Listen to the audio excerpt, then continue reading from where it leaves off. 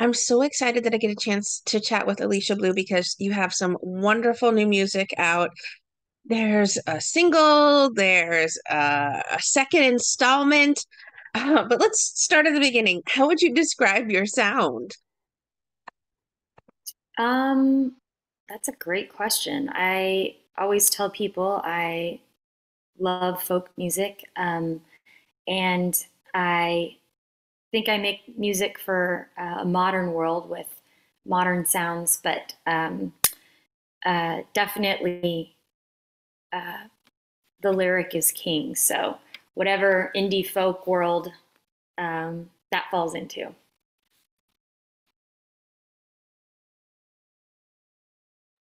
Who are some of your musical influences? I love, of course, Joni Mitchell, Bob Dylan, Leonard Cohen. Those are, the I have trouble sometimes being in a modern world with naming some modern ones, but I certainly have I adore many modern artists, but yeah, I think my dream when I first started writing songs was to make people feel the way that they made me feel. Oh, that's very, very special. I'm sure you hear that all the time that people do have they resonate with the music that you make. Right. Well, your current single that you have out now, I think it's so beautiful. It's I Want It Faster. Where is the story behind the song? Yeah, I wrote that with the great Lyra Lynn. I had really been frustrated with kind of the internal sort of need to move forward with my life and to do it the way I wanted to do it and have it all the way I wanted to have it, which, it was nothing negative, but it was certainly quite hungry. And I think all humans, have that desire. And what are the checks and balances of that? And so, yeah, I met with Lyra and we wrote that in quite a short session. Fleshing it out so quickly, is that a typical thing for you? Are you what? Let's start with what is your songwriting process? Do you need to have music before you can come up with lyrics? Yeah, I definitely start with lyrics. I'm a lyrics person. Every song I write starts with lyrics. Um, and I mean, when I co-write, sometimes I'll get a piece of music from the person I'm co-writing with that I can sit with. But yeah, if I don't have anything to say, I don't write songs. So I have to have that need to say it. I know on Inner Child Work, you worked with Lincoln Lincoln Parrish as a songwriter and producer, but how much of a say do you tend to have when it comes to the production side of your music?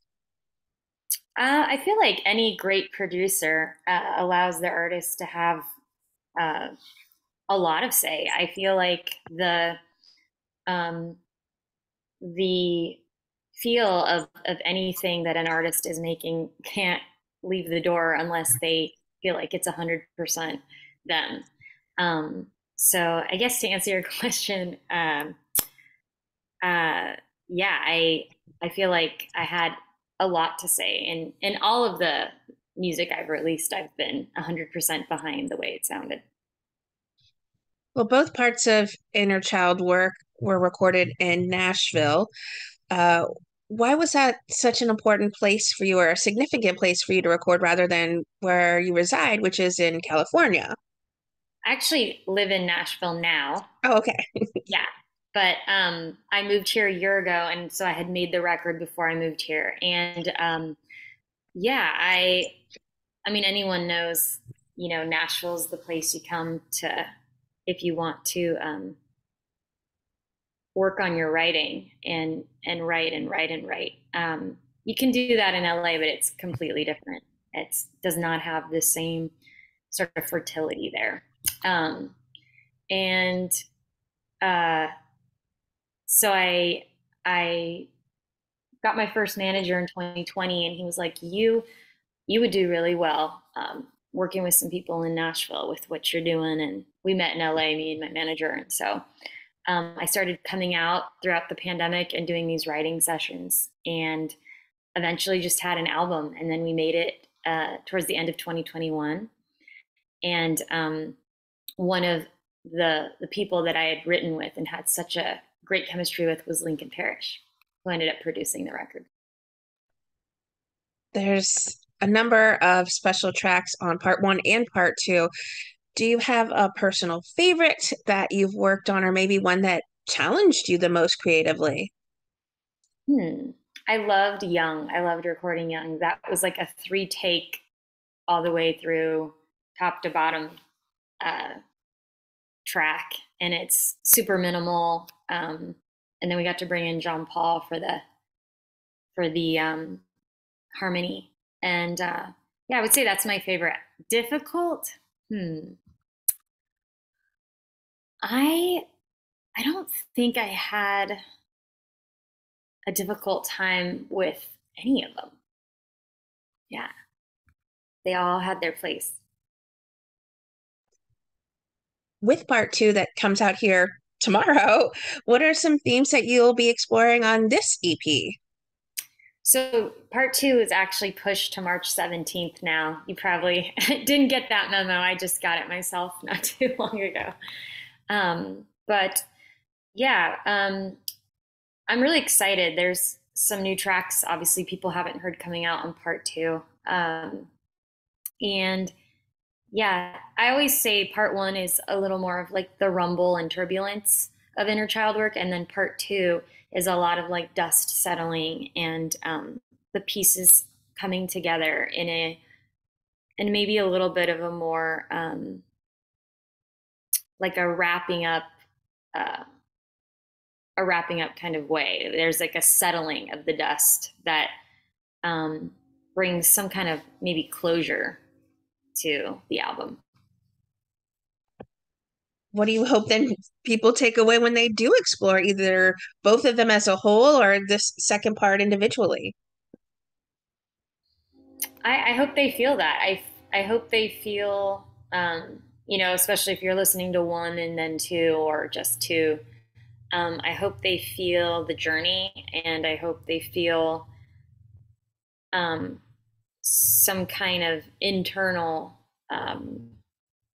relatability that help them go over the arc of whatever they're dealing with in their life and find some clarity on whatever the hell that is.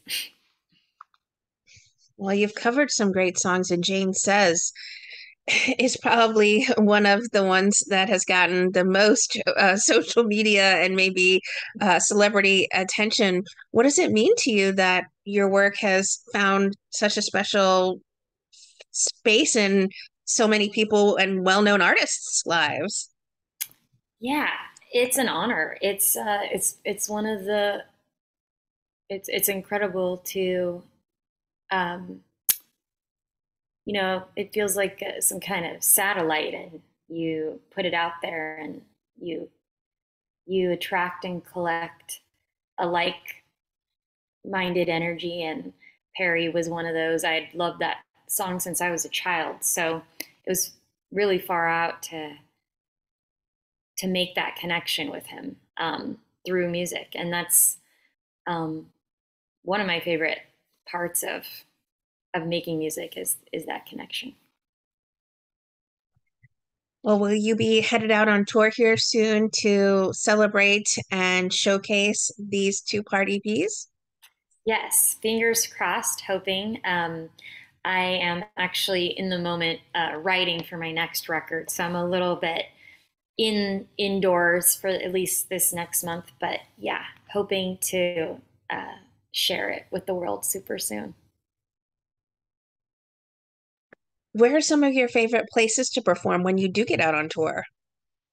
Oh, well, I recently played my favorite show on the last tour I did opening for the Districts was The Blind Pig. I don't know if you've uh, heard of it, been there, but it's in Michigan. It's pretty legendary and it's small, but it was just packed, standing room only, with the districts, and it was just magical, intimate but full. Yeah, that was my favorite. And then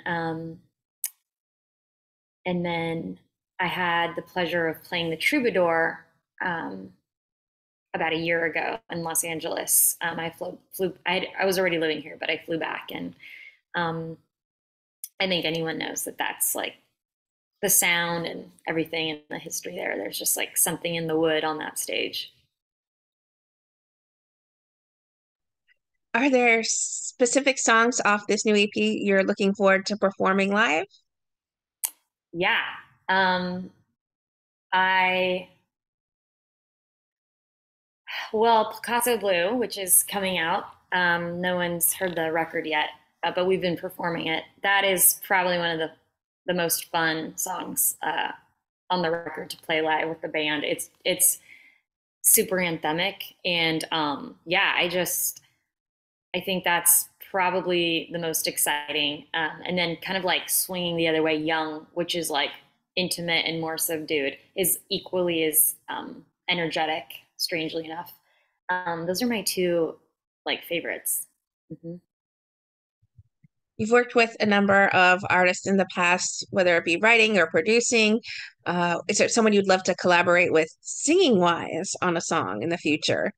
Yeah, I actually really want to do. I have this dream. There's this Woody Guthrie song called Deportee, and I want to cover it, and I really want to sing it with Shaky Graves. Mm. Poetry in that song uh, gets me every time, and that's how I know I like that. I got to put it out there, and he's the perfect person to do it with. All right, we're manifesting this right now. What would you like to say then to everyone who are fans and supporters of the beautiful music that you make and continue to make? I'm just so glad that it found its way to you, and I hope that um, it's something that can hang around for a long time. And if not, that's great too. And I'm really excited to share more um, this month. And thank you.